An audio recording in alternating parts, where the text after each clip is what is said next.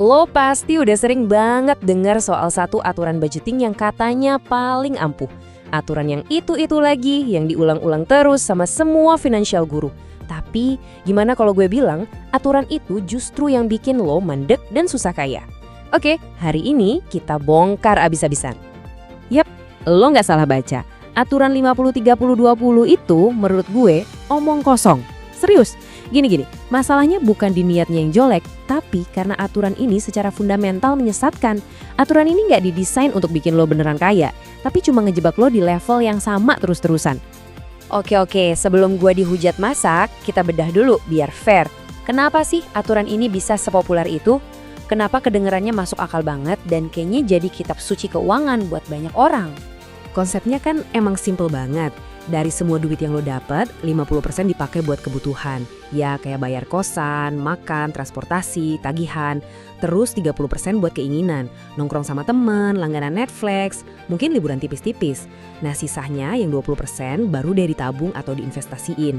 Kelihatannya cakep kan? Seimbang, ada ruang buat seneng-seneng, tapi tetap ngisihin buat masa depan. Tapi, ini dia pertanyaan penting yang jarang banget ditanyain. Aturan yang kelihatannya seimbang ini sebenarnya masuk akal buat siapa? Mungkin buat orang yang gajinya pas-pasan dan baru mulai. Ini bisa jadi panduan awal. Tapi buat lo yang ambisinya lebih dari sekadar bertahan hidup, buat lo yang pengen beneran bebas finansial, gue ragu banget ini cara yang tepat. Nah, disinilah letak jebakan utamanya.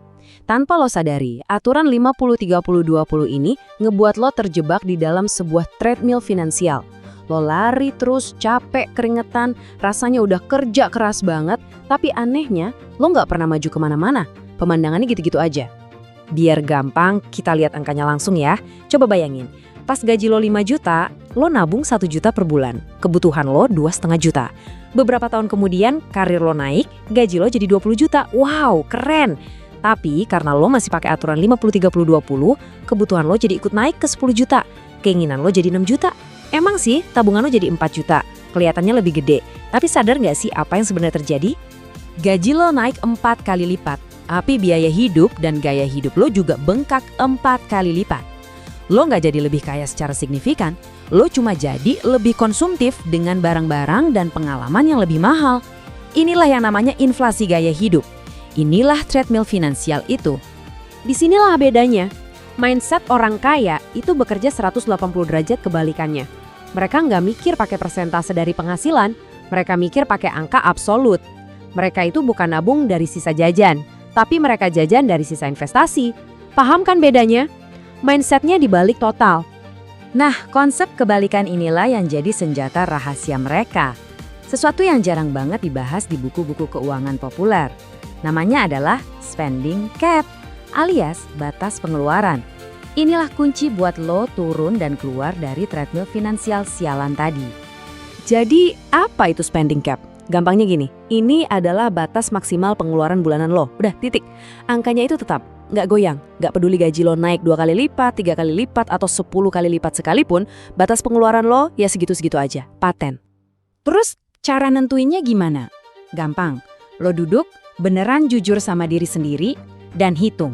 Berapa sih angka biaya hidup yang bikin gue nyaman, aman, tapi nggak berlebihan? Angka yang cukup, bukan angka yang mewah. Misalnya, setelah dihitung-hitung, lo dapat angka 10 juta per bulan. Nah, angka 10 juta itu lo kunci. Jadikan itu spending cap lo. Sekarang lihat deh keajaibannya di grafik ini. Kalau pakai aturan 50-30-20, saving rate lo ya mandek aja di 20% seumur hidup. Tapi, dengan spending cap 10 juta, pas gaji lo 15 juta, saving rate lo udah 33%. Nah, pas gaji lo meroket jadi 100 juta, spending cap lo tetap 10 juta. Dan 90 juta sisanya langsung masuk ke mesin investasi lo. Saving rate lo jadi berapa? 90%. Gila kan perbedaannya? Jauh banget. Jadi pilihannya cuma ada 2. Setiap kali gaji lo naik, lo mau naikin gaya hidup lo, atau lo mau naikin aset investasi lo. Yang satu cuma bikin lo kelihatan kaya dengan mobil baru atau nongkrong di tempat mahal. Yang satu lagi beneran bikin lo jadi kaya. Pilihannya 100% ada di tangan lo. Oke, teori cukup. Gue nggak mau lo cuma nonton, manggut-manggut terus besok lupa. Gue mau lo langsung praktek. Jadi ini adalah langkah-langkah paling konkret buat nerapin strategi spending cap. Mulai hari ini juga.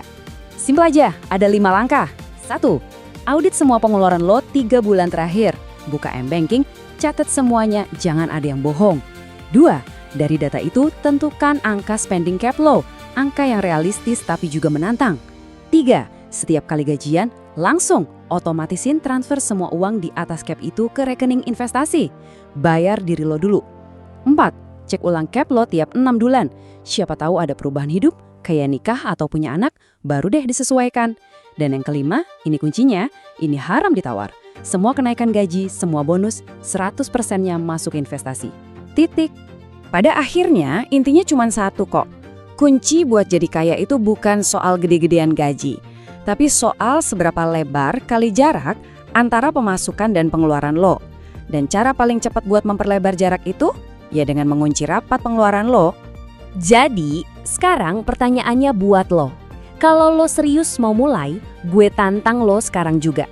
Tulis di kolom komentar, spending cap gue Rp10 dan isi angkanya. Kenapa? Karena komitmen yang lo tulis dan bisa dilihat orang lain, itu punya kekuatan psikologis yang jauh lebih kuat. Itu jadi janji lo ke diri sendiri. Gue tunggu di kolom komentar.